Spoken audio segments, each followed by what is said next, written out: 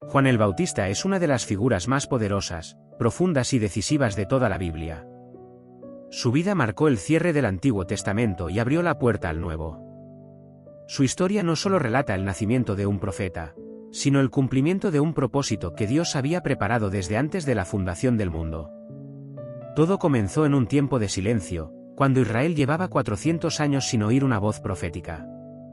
El pueblo vivía bajo la opresión del Imperio Romano, entre impuestos, corrupción religiosa y esperanza debilitada. Sin embargo, Dios no había olvidado a su pueblo. En ese silencio, estaba preparando un mensajero que rompería la oscuridad, Juan el Bautista. Zacarías, un sacerdote justo, junto con su esposa Elisabet, también justa pero estéril y avanzada en edad, vivían sin hijos. En un día aparentemente común, mientras Zacarías ofrecía incienso en el templo, el ángel Gabriel se le apareció. La gloria del cielo llenó el lugar. Gabriel le anunció que su oración había sido escuchada y que Elisabet tendría un hijo llamado Juan. Ese niño no sería común, sería grande delante de Dios, no bebería vino ni sidra, estaría lleno del Espíritu Santo aún desde el vientre de su madre y prepararía al pueblo para el Señor. Zacarías dudó de la palabra del ángel y por esa razón quedó mudo hasta el nacimiento del niño. Al poco tiempo, Elisabet quedó embarazada, y su gozo fue evidente, Dios estaba obrando. Tiempo después, María, la madre de Jesús, recibió también anuncio del ángel Gabriel de que concebiría al Salvador del mundo. María corrió a visitar a su prima Elisabet, y cuando llegó, el bebé Juan saltó en el vientre de su madre. Elisabet fue llena del Espíritu Santo y reconoció la grandeza del niño que llevaba María. Aquel salto no fue uno más, fue la confirmación divina de que Juan sería el heraldo del Mesías. Cuando llegó el día del nacimiento, todos los vecinos querían que el niño llevara el nombre de su padre, Zacarías. Pero Elisabet dijo con firmeza que se llamaría Juan. Ante la duda de los presentes, Zacarías pidió una tablilla y escribió, Juan es su nombre. En ese momento su lengua fue desatada, y lleno del Espíritu Santo bendijo a Dios profetizando que Juan sería profeta del Altísimo y prepararía los caminos del Señor. Desde pequeño, Juan creció en los desiertos, apartado, siendo formado lejos del ruido, la corrupción y las comodidades. Dios mismo era su maestro. Años después, Juan apareció públicamente predicando en el desierto de Judea. Su apariencia era inconfundible, vestía ropa áspera de camello, tenía un cinturón de cuero y comía langostas y miel silvestre. Su mensaje era aún más impactante, arrepentíos, porque el reino de los cielos se ha acercado. No buscaba aplausos ni seguidores por vanidad. Su voz resonaba con autoridad celestial. Gente de Jerusalén, Judea y toda la región acudía para escucharlo. Muchos eran bautizados en el río Jordán como señal de arrepentimiento. Era un llamado radical, dejar la vida de pecado y volver a Dios. Cuando los fariseos y saduceos se acercaron a observarlo, Juan no se intimidó. Les dijo con valentía, generación de víboras, ¿quién les enseñó a huir de la ira venidera? Produzcan frutos dignos de arrepentimiento. Juan no tenía temor de ofender a nadie. Su misión era clara, preparar al pueblo para el Mesías.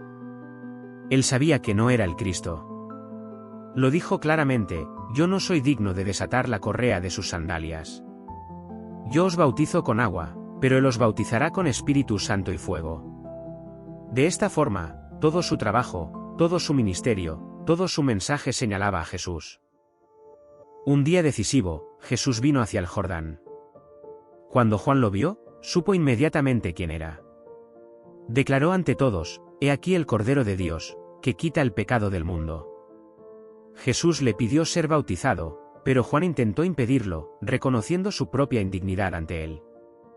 Sin embargo, Jesús insistió para cumplir toda justicia. Cuando Juan lo bautizó, los cielos se abrieron, el Espíritu Santo descendió como paloma. Y una voz del cielo dijo, este es mi Hijo amado, en quien tengo complacencia. Ese fue el punto de transición, Jesús comenzaba su ministerio, Juan había cumplido su tarea principal. Con el ministerio de Jesús en marcha, muchos de los discípulos de Juan comenzaron a seguir al Mesías. Algunos se preocuparon y fueron a decirle a Juan que todos se estaban yendo con Jesús. Pero Juan, con profunda humildad, respondió, es necesario que Él crezca, y que yo mengüe. Juan no quería protagonismo. Su gozo era cumplir su misión. Él era la voz, Jesús, la palabra eterna. Él era la antorcha, Jesús, la luz verdadera. Juan, fiel a la verdad, también confrontó el pecado del gobernante Herodes Antipas, quien había tomado como esposa a Herodías, mujer de su hermano Felipe. Juan le dijo que no le era lícito tenerla. Este acto de valentía le costó la libertad. Herodes lo encarceló, aunque lo respetaba porque sabía que era un hombre justo y santo. Herodías, en cambio, lo odiaba profundamente y buscaba ocasión para matarlo. La oportunidad llegó durante el cumpleaños de Herodes. Realizó un banquete lleno de lujos, en presencia de nobles, autoridades y altos oficiales. La hija de Herodías, conocida históricamente como Salomé, entró y danzó delante de todos, agradando enormemente al rey. Embriagado por el ambiente, Herodes le juró que le concedería lo que pidiera, incluso hasta la mitad de su reino.